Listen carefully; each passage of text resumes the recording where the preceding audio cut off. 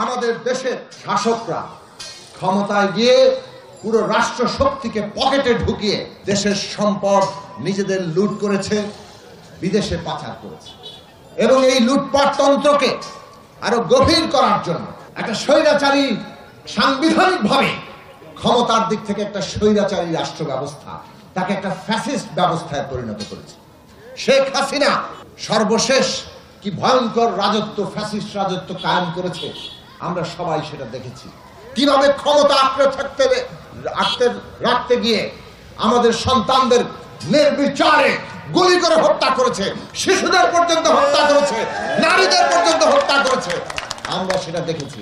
বন্ধুরা আমার, আজকে আমরা যে গণতন্ত্রের মঞ্চের কথা বলছি, এই গণতন্ত্র মঞ্চ এই ফ্যাসিবাদ বিরোধী লড়াইয়ের মধ্য দিয়ে গড়ে উঠেছে।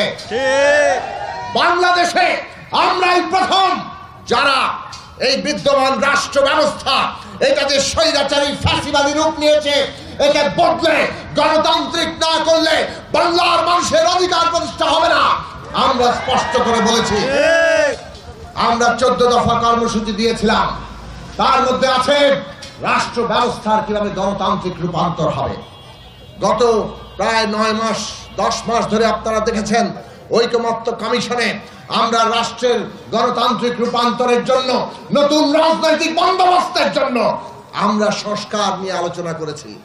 জুলাই জাতীয় সনদ তৈরি হয়েছে, এর মধ্যে যতগুলো বিষয় আছে তার অধিকাংশ বিষয় গণতন্ত্র মঞ্চ আমরা প্রথম বাংলাদেশে তুলেছি।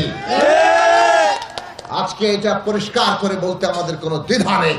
আমাদের দলের দিক থেকে প্রতিষ্ঠা লগ্ন থেকে বাংলাদেশের সাংবিধানিক স্বৈরাচারী চরিত্রের বদল ঘটিয়ে গণতান্ত্রিক ব্যবস্থা কায়েমের জন্য আমরা লড়াই করেছি।